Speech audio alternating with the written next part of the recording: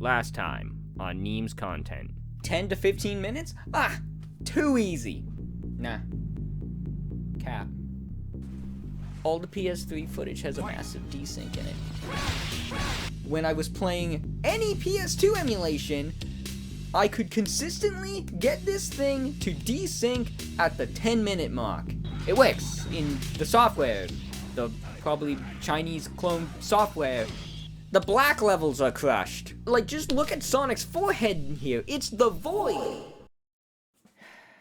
You know, I've kind of been dogging on the Ezcap Game Link Raw, and despite all my comments throughout this now 3-part video series, that wasn't my intention. I thought I would just have the one issue, and then I'd be done with it, but here we are in part 3. That being said, when the Ezcap works, it works well.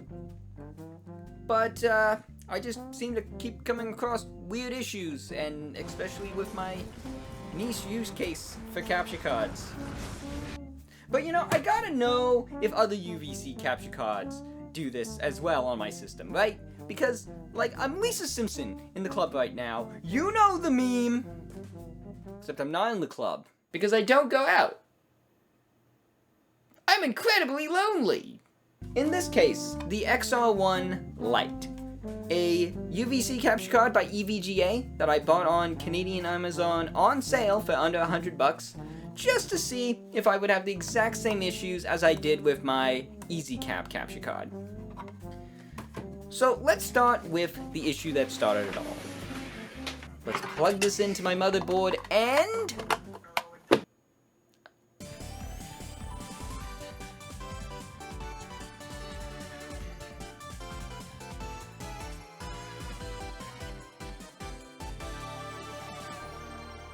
You know what? I'm happy. But also, what? Yeah, so this works right out of the box with my motherboard. At least with modern consoles, there's no 21 FPS issues, nor are there audio issues like with the front USB port. A true 60 FPS experience in OBS, all without having to resort to the expansion card. Which only further confuses me about the Ezcap Game Link Raw. Like, why is it like this then? Especially when on the other computers it works fine. Linux and Windows. Maybe it's a motherboard or firmware thing.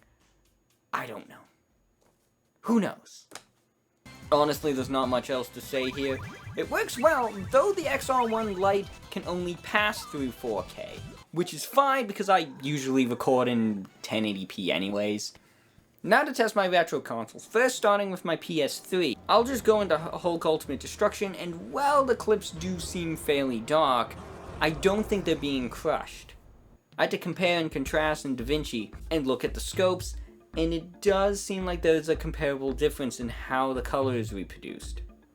It also seems that the XR1 Lite is a bit sharper in image quality compared to the Elgatos, if I'm reading these scopes and I'm looking at the, well, picture correctly.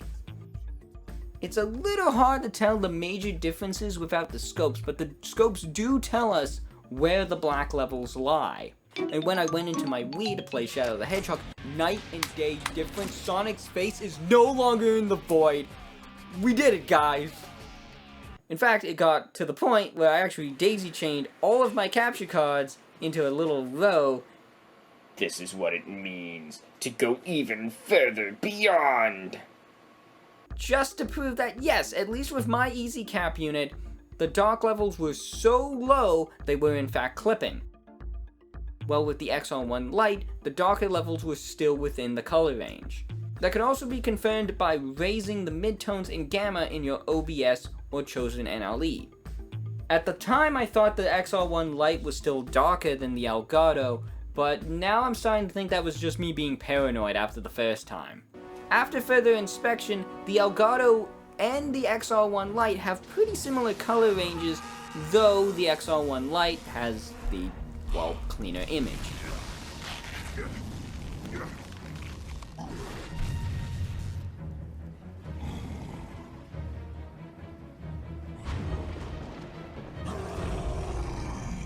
Though because of this paranoia, I thought that I might need the RetroTink just to be sure, as the RetroTink does have the ability to switch between limited and full RGB over HDMI for its output. I'm a bit clearer ahead now that some time has passed, though I am still interested in doing that test. Just not right now, because that's kind of far beyond my budget. Remember that sentence now. Even without the upscaler, the image quality is still cleaner than what I got with the Elgato. This capture card might actually be worth retro game capture if you have some way to convert the analog to digital, or if you have an HDMI mod. There is still one other issue, however. The audio desyncing for retro games, and this time it's worse on the XR1. Finally, justice is served! Bruh. And it seems to happen the second I hit record every time. Now, I did try to Google thinking EVGA would have more support, or this would be a well-known problem on a brand more recognizable than the Ezcap. Sure enough, first forum I came across with my exact issue, but with the FrameMeister, and, well, the advice that was given was that using a separate audio input that's not the video capture device. Wait, that means... No, it couldn't be. That would be really dumb if this... I'd prefer not to do this, but we have no choice. Time to die! It's over! Oh my god, it fixes it. And it fixes it for the Ezcap too. Yes, this is actually how I figured this out for part 2, by the way. It took me buying a whole other capture card just to figure out the issue for the capture card I had before. Oops. As you can tell, I script these well in advance of finding a solution. I'm smart, I swear. Nothing makes sense. So this means that it probably is a UVC issue, maybe? Or at least how the UVC interacts with the UVC driver. You know, the worst part about this is totally why it wasn't desyncing in Linux. Because I don't have the option to do that in the video capture. It's all separate audio for that capture card if I want to use it in Linux. It wouldn't have even been a thought to try that in Windows, because it worked with modern consoles. But why? Why only retro consoles? Well, it turns out that resolution switching was actually causing the issues, at least with the XR1 Lite. This actually checks out, because whenever I would record, I would be forcing 480p and or widescreen depending on the game. Though I do know that some games that are 240p also have 480i menus sometimes. That's kind of annoying.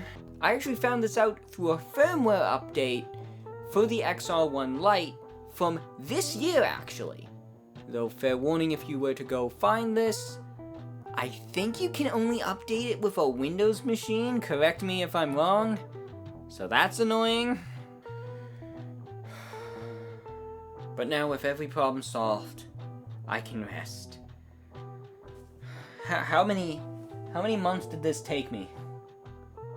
It at least took my entire summer. Probably longer if you want to count the fact that I've been troubleshooting this since Christmas. But I think my resolution is clear. Going forward, I'm going to use the XR1 Lite. I can see why so many streamers and content creators recommend this honestly pretty cool capture card. I think I can finally sleep. But what if I did buy the RetroTink though, guys? Come on. Like, you know, for upscaling. Like, come on, I gotta make it look good, right? Like, come on. Part 4, baby, let's go! I'm kidding. But I had you going though, didn't I? Yeah, but, like, I may make the RetroTink video if this trilogy of me losing my mind does well. But I kind of want to focus on some other video for the time being. Maybe Animal Crossing. Kind of feeling Animal Crossing.